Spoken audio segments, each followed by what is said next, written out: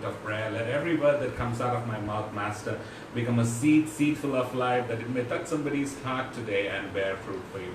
Speak, Lord, for your servants listens. In the name of Jesus. And everybody said amen and amen. Amen. So my topic for this Wednesday is to build up. It is to build up. Now, what is it that we need to build up and how we need to build up? I am planning to go for two parts of this, because it's quite a meaningful, and also an encouragement, and also it is a time, I'm to say, where you need to spend more time and learn what the word of the Lord is telling each one of us. So for that reason, I'm going to make it into a two-part series, right? Today we're gonna talk about building up. Now what are we building up is the question, right? Now I want you to open your Bibles with me to Acts chapter 20 and verse 32. Acts chapter 20 and verse 32. Now Acts chapter 20 and verse 32 says, "Now I commit you to God and to the word of His grace, which can build you up and give you an inheritance among all those who are sanctified." What does it say? It says, "Now I commit you to God and to the word of His grace, which can build you up and give you an inheritance among all those who are sanctified." Now, the word, I mean to say, to build up, the word which is used, actually it is translated from the Greek, and the Greek word is epoikodomia, or it says epoikodomeo. So it's epoikodomio, if I'm pronouncing it right. If I'm wrong, then please forgive me. Now, what does it mean to build up? What is the meaning of building up? Now it says to build up is to increase, to build up is to grow, to build up is to expand, to build up is to spread, enlarge, and also develop. Now the word that has been used, the Greek word epoikodomio, is the meaning is to edify and to build up in the faith. So it says that, "Now I commit you to God and to the word of His grace, which can edify you, or which can build you up in the faith and give you an inheritance among all those who are sanctified." Now, I also want you to turn with me to Colossians chapter 2 verses 6 and 7. Colossians chapter 2 and verses 6 and 7. Now what does Colossians chapter 2 verse 6 and 7 say? It says, "So then, just as you received Christ Jesus as Lord, continue to live in Him, rooted and built up." Rooted and built up in Him, strengthened in the faith as you were taught, and overflowing with thankfulness. Right? So, what is the word of the Lord is expressing over there? It is expressing the secret of victorious living in Christ. Because now one becomes a new creature in Christ, and if he will so walk, he will always be safe from falling. Right? What does it say? It says that this is the secret of victorious living in Christ. When one becomes a new creature in Christ, and if he will continue to walk in that, he will always be safe, says the law, says the word of the Lord, and will be safe from falling into temptation, falling into sin, falling into many other things, right? But it also says that one must not only walk in Christ, but must be rooted and built up and established is what, and also be overflowing with thankfulness. You should also be overflowing with thankfulness, right? Not only walking with the Lord, but you need to you need to grow. That is what the word, you need to root up, you need to get inside into the depth. Right? From there you need to build yourself up in the word of the Lord. And it says that you need to, as you build yourself up in the Lord, it says that you need to be strengthened in faith day by day. You have to be established in faith day by day. And also every moment you have to be overflowing with thankfulness to God. Now, When you look at these verses, my dear friends, we understand that God gave us His word for our benefit. That is, to build us up, right? To build our character, to build our attitude, to build our life, to build our spirit, to build our the way that we think, the way that we talk. I mean to say, in short, a character, a standard is what the Lord is building up in our life, right? And God's word will correct us, and if we understand it correctly, the word will build us up as well. The word of the Lord is there to correct us. And that is why I call it a manual for healthy living. It is called for me, it is a manual for healthy living. It is there to correct you. It is there to rebuke you. It is there to show you the right path and the right way. And while doing that, the word of the Lord also will build up your character. Right? And also, this suggests, when you look at these verses, from Colossians and also from Acts, when you see these verses, this suggests that the ruin of man, the wreck of his body, the soul and spirit must be repaired and made new again as the habitation of God with the help of the Spirit. Let me repeat that again, right? What? The ruin of a man, right? The wreck of his body, the wreck of his soul and spirit must be repaired, must be made right, must be, it says, what? Repaired and made new again as the habitation of God. And with whose help? It is the help of the Holy Spirit. Now turn with me to Jude, the book of Jude and verses 17 to 20. Book of Jude, verses 17 to 20. The book of Jude, verses 17 to 20 tells us, "But dear friends, remember what the apostle of our Lord Jesus Christ foretold. They said to you, in the last times there will be scoffers who will follow their own ungodly desires. These are the men who divide you, who follow mere natural instincts and do not have the Spirit. But you, dear friends, build yourself up in the most holy faith and pray in the Holy Spirit." It says what? That there will be many people, and what they will do, right? The people whom you're going to meet, the people who are much worldly, right? What is that they're going to do? It says that they will divide you. They will divide you. They will divide me. And these are the people who follow mere natural instincts, right? And also, in the last days, the word of the Lord says there will be scoffers who will follow their ungodly desires. Right? They will have their ungodly desires. And let me tell you, you cannot say that I'm not going to meet this person, I'm not going to meet that person. You meet everyone. Right? If you're working, you meet every person. If you're in college, you meet every person. Business, you meet every person.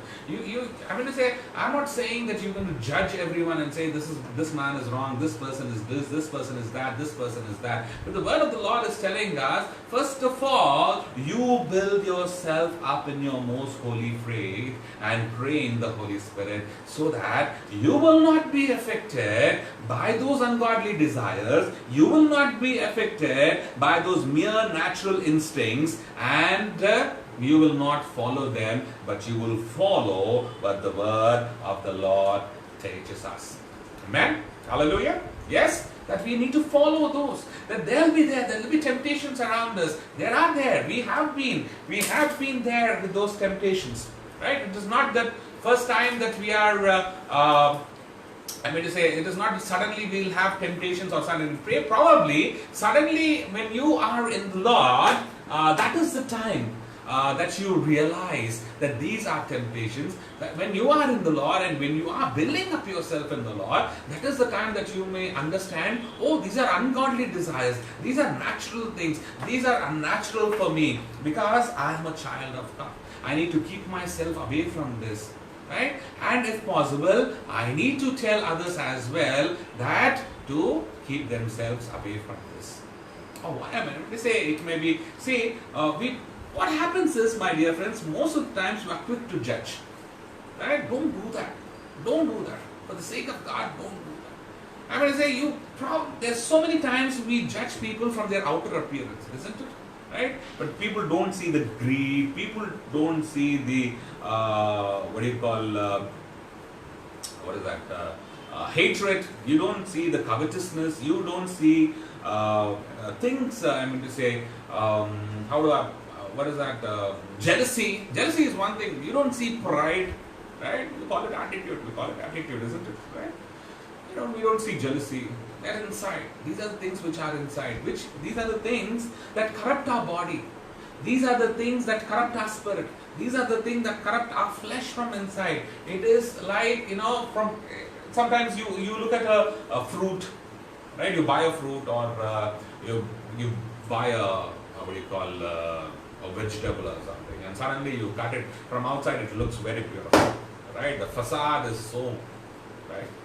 But when you cut it and you open it, you see that it is spoiled from inside. Right? It's spoiled from inside. It is not used for any edible. I mean, you can't eat it. Right? It's gone. It's over. Right? So that is the facade. That is the people, and the many of us. That is why I'm saying, I am not saying many of them, I'm saying many of us have that facade. Right? It's just how to think that we carry with us, but inside we are spoiled. Right? So that is what it says, that you and I need to build ourselves. And to build ourselves, the word of the Lord Jesus gave a very beautiful parable which we have been learning from our childhood days. Right? And you know that parable. The parable is the parable of the wise and the foolish builder. Now for that, you need to turn with me to Matthew chapter 7, verses 24 to 27. Matthew chapter 7, verses 24 to 27.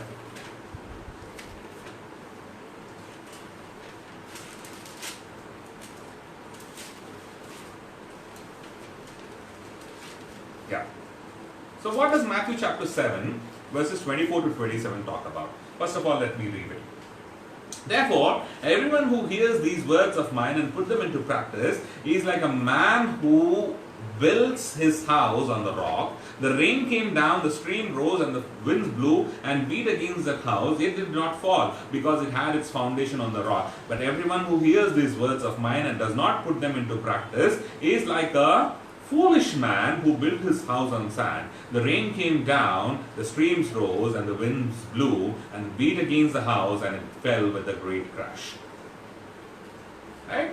So, Jesus is talking about a wise builder and also a foolish builder. Now, the key points are, it says that whosoever heareth these sayings of mine and doeth them, I will liken him unto a wise man which built his house upon a rock. Whosoever heareth these sayings, that is what the word of the Lord. Whoever heareth these sayings of mine and doeth them, not only hearing them, but also doing them.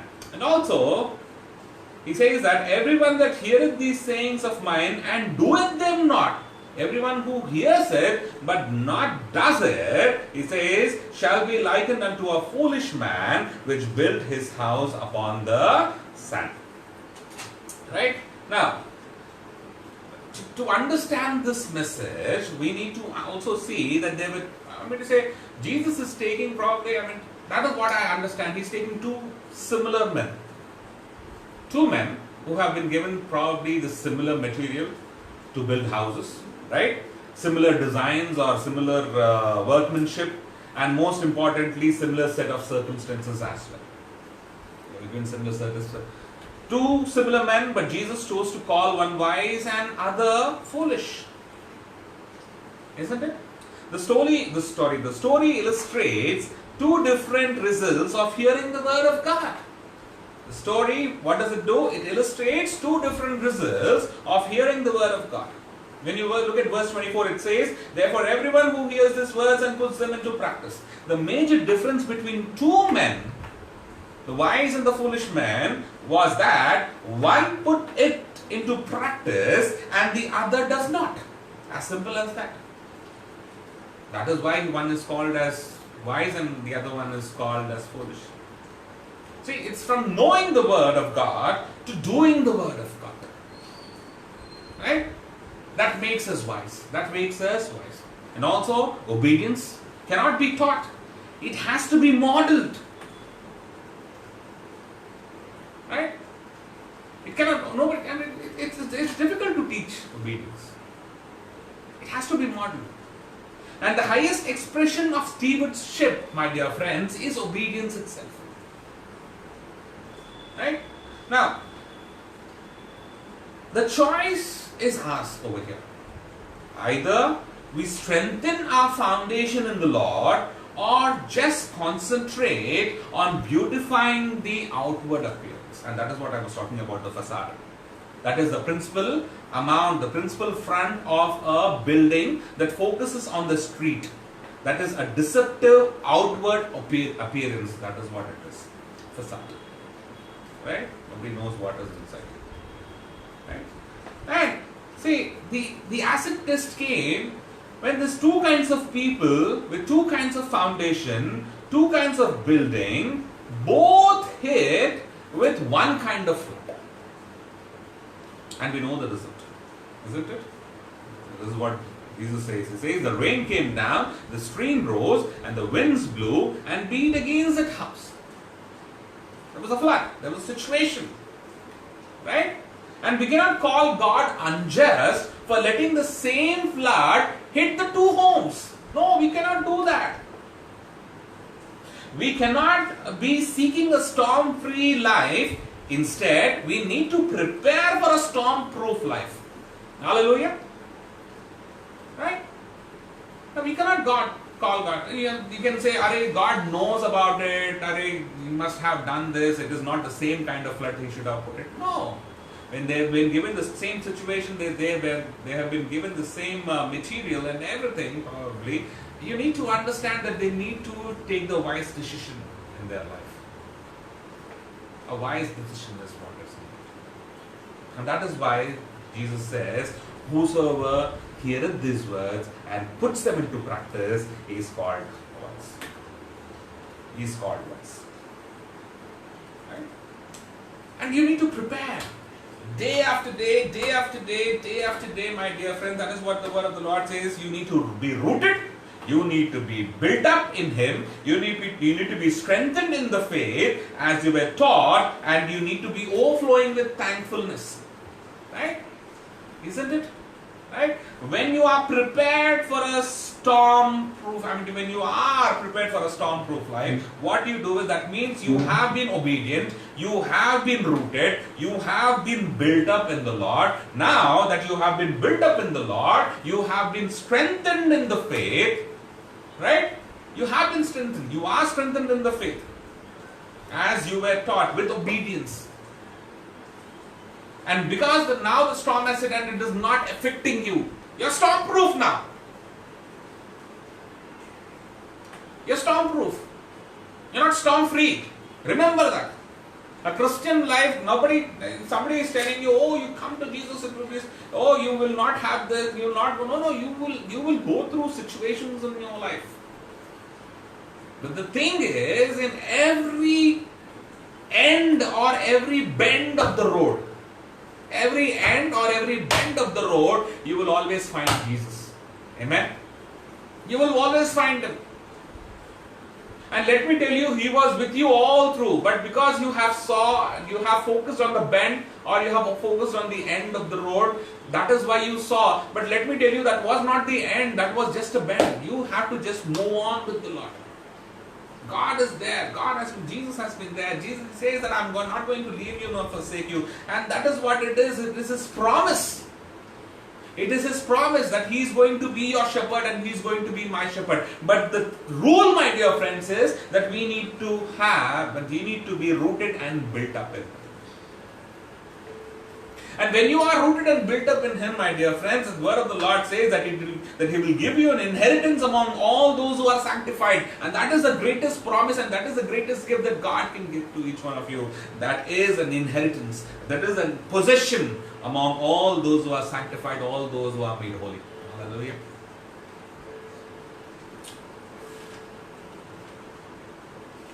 That is what it is. And what does it mean to have foundation? And what is necessary to build up? I may sound like a civil engineer over here. Pardon me, I'm not doing that. I'm just going to take one point, and the rest of the points we will talk about it in the next session, because I'm already coming to the end. Right? So what is necessary to build up? The first thing that is necessary to build up is the foundation. We all know that. Right? All those who have built their houses or people who have seen others, it's the laying of the foundation that is important. 1 Corinthians chapter 3 verses 10 and 11. Look at 1 Corinthians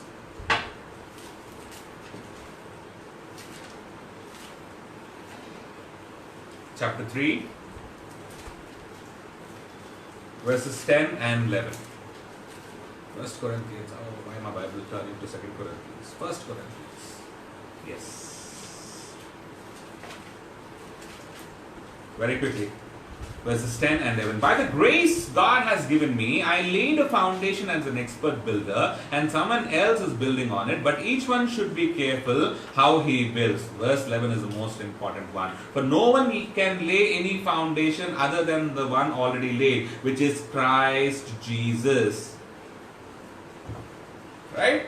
So each one, you should be careful how he builds, for no one can lay any foundation other than the one already laid, that is, which is Christ Jesus. Also look at Ephesians chapter 2 and verse 20. Ephesians chapter 2 and verse 20. What does Ephesians chapter 2 and verse 20 say?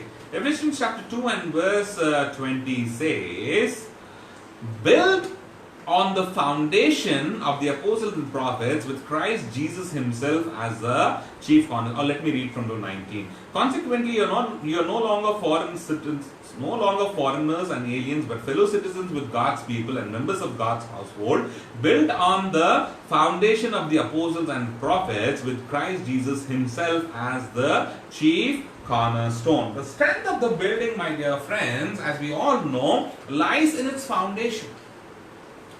There's nothing new about it. We all know, right? We all know about it. So you may be thinking, why is he telling us about foundation over here? Because foundation, my dear friends, plays three major roles in a construction of a structure. Right? The first one is, the basic point is to support the load of the entire building with dead and also with full load. That is the basic part. That is the basic part, the basic work of the foundation is to support the load of the entire building with or without the dead load. With dead load and also with the live load. Right? Second point is, a good and a strong foundation helps the building standing while the forces of nature wreak havoc. Well-built foundations keep the occupants of the building safe during calamities. Why am I telling you? I'll get into it. If you want me, I'll repeat that again. It says, a good and a strong foundation helps the building standing while the forces of the nature, they wreak havoc, and well-built foundation keep the occupants of the building safe during every calamity. The third point, the foundation must be built such that it keeps the ground mixture from seeping in and weakening the structure. That means the foundation has to be in such a way, it has to be so strong that it should not seep inside, it should not be weak. If it is weak, the whole structure is weak. The Bible tells us, my dear friends, very clearly that Jesus Christ is the perfect and ultimate foundation of our lives. Hallelujah. Wow. That is why it teaches us that Jesus is the chief cornerstone. Jesus is the foundation. On Jesus you build up your lives. Why? Why is it needed? Because, my dear friends, When Jesus himself is the foundation of your life, now let me go back to those 3 points again on a biblical view. We're talking about the how it is done in the worldly view, right? The nature view. Now let me take you the same 3 points in biblical view. The basic part is to support the load of entire building with dead and live load. God clearly says, come with your burdens to me. Right? Come. He says, come. Don't carry your burdens. He says, shift your burdens to me. I don't want you to carry up any burdens. I don't want you to carry up anything which will put you down, which will make you go down. Right? He says that when you have a foundation, when you have something, that is really holding you tight. You know that very well. Right? I don't know how many times you have climbed the ladder. You may have kept it and you may have climbed it. But if somebody else is standing, if somebody is standing down and holding the ladder, whether he is a weak person, I'm going to say whatever it is, and if it's a strong person holding it, you are like yes. If it is a weak person, I'm going to say you must be 70, 80 kgs, and the person who's holding the ladder down 30, 40 kgs, I'm not really sure that you will trust that person. Somewhere down your heart, down your mind, you will have the thought, what if this slips? This man cannot do it. But if you have a person who's holding on to it and says, climb, no problem. Right? You have that faith and you move ahead. And how beautiful it is when the word of the Lord tells us that for your life, if you're going to build it up on Jesus Christ, that God is going to support your load. Hallelujah. It also says, now the second point, it said that good and strong foundation, what does it do? It keeps the building standing while the forces of nature wreak havoc. Yes, we have things. Right? Sometimes it's probably money matters, financial matters. Sometimes it is sickness. Sometimes it is disturbances, right? Sometimes it is mental disturbances. Sometimes it is physical disturbances. Sometimes something else. Whatever, disturbances in the family, disturbances sometimes it's your work, and sometimes not right business, so on and so forth. There are so many things that come. Right? There's so many evil that comes and tries to move you away. Right? But if your foundation, if you're building up yourself in the Lord, it says, well-built foundations keep the occupants of the building safe during calamities. Now, whatever calamity it may be, whatever pandemic it may be, whatever situation it may be, if you are built upon the Lord, my dear friends, let me tell you, that is what I said. It is not storm-free, it is storm-proof that you need to build up. That is how you need to build up your life. And Jesus gives you that kind of foundation. Third point. The foundation must be built such that it keeps the ground moisture from seeping in and weakening the structure. What if you are trusting in a person, and if that person at the end of the day you come to know cannot help? Right? There may be times that you have done it, right? You may have trusted somebody, said, okay, this person has said he's going to help me in this situation, and so on and so forth. And you are like, you come back home and you say, okay, fine, this is going to happen finally. And suddenly you realize that this person does not answer your call. This person has taken you very lightly or casually, and that is the time. But if you are trusting God, if you are building upon Him, the word of the Lord declares that He is a mighty God. He is an Almighty.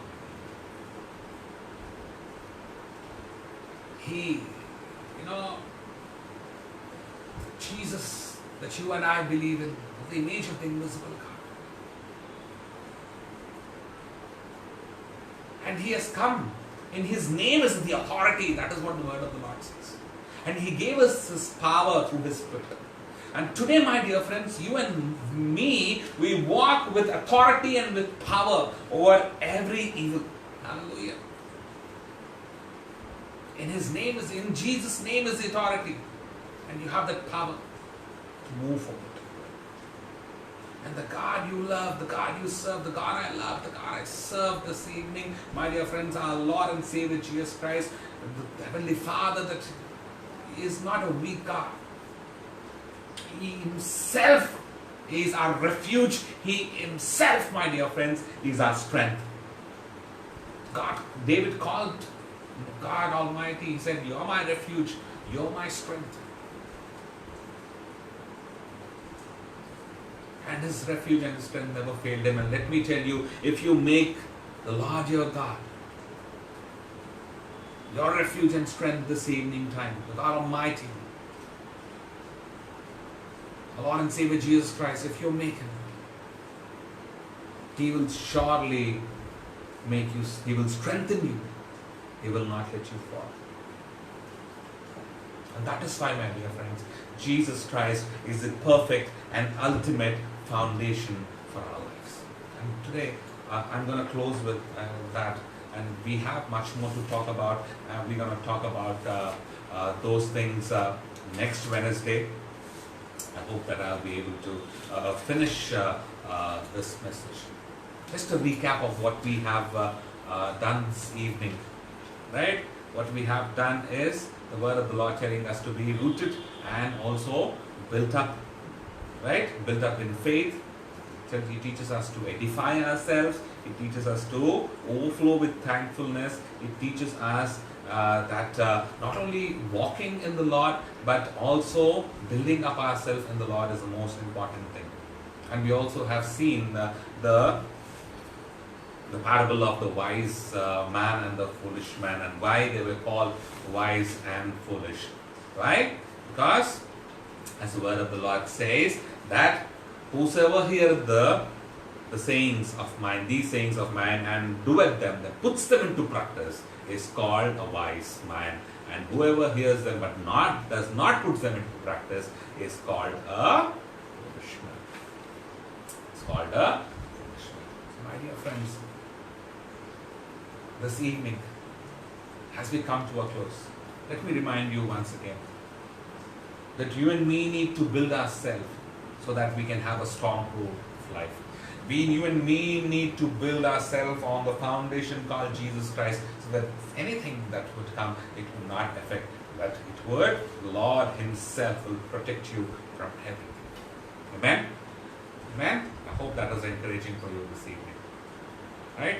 So, we'll close this today evening, and do join us on Sunday morning 11 o'clock, and the same message is also will be available after a few minutes on the YouTube as well, on Walls of Salvation MKM. You need to type in the whole thing, Walls of Salvation MKM, and there you will find this message. Not only this message, many more messages where it would be encouraging. This word of the Lord, it's not my word, it is the word of the Lord, and you will surely be encouraged. So I'll see you next Sunday, and let's close with the word of prayer this evening. Thank you, Lord. Thank you, Master, for you are surely our foundation, Master. You are our God, our Lord, our Master. And help us, O Lord, to be rooted and built up in you, O Lord, Master. Help us to be strengthened in faith, O Lord, Master, and also overflow with thankfulness, O Lord, Master. Yes, surely you are our foundation, O Lord Jesus. Yes, Master, help us not to just decorate ourselves from outside, but Lord, help us to build our character, build our attitude, build our thoughts, O Master, Lord, in a way that is acceptable to you, O Lord, Master, so that we can grow in you, in your likeness, O Lord, Master, and not only in walking, O Lord, with you, but also being rooted and built up in you is more important, Lord. Even as we look forward, O Lord, Master, to learn more, O Lord, Master, because you are the Lord, the model, O Lord, Master. You are the material, O Lord, Master. You are the tools, O Lord, that we're going to talk about. The blood of Christ that we're going to talk about, O Lord, Master, next Wednesday. Lord, be with each one of them who have joined us this evening, O Lord, Master. Bless them, guard them, guide them, protect them, O Lord, Master. And pray, Father God, that we would Always, O Lord, lift your name on high, O Lord, Master. And Lord, take care of all the needs, O Lord, Master. Be their healer, be their shepherd, O Lord, Master. And be their everything, O Lord, Master. Be their provider, O Lord, Master. And Lord, we thank you for this evening time, O Lord, Master. Be with us throughout the week as well. And help us to come back again on a Sunday, O Lord, Master. To praise your name and to glorify your name. We bind every kind of evil, every force of darkness, every principal demon, every work of the enemy, and pray, Lord, that no weapon that is formed against us shall prosper every time that accuses. Pray for also the pandemic situation, O Lord, Master. We know that you are in control, Lord. Lord, touch and heal, O Lord, Master, and Lord, the children, and also, Lord, be merciful to us and bless us and make your face shine upon us, O Lord, Master. For this we ask in the most precious name of our Lord and Savior Jesus Christ, who taught us to pray. Our Father, who art in heaven, hallowed be thy name. Thy kingdom come, thy will be done on earth as it is in heaven. Give us this day our daily bread, and forgive us our trespasses, as we forgive those who trespass against us. And lead us not into temptation, but deliver us from evil. For thine is the kingdom, the power, and the glory, forever and ever. Amen. And now may the grace of our Lord Jesus Christ, the love of the Father, and the fellowship of the Holy Spirit rest, remain, and abide with each one of us, both now and forever. Amen. Thank you very much. I hope you are blessed this evening, and I will see you, God willing, Sunday morning at 11 a.m. Be safe, and God bless you. Good night.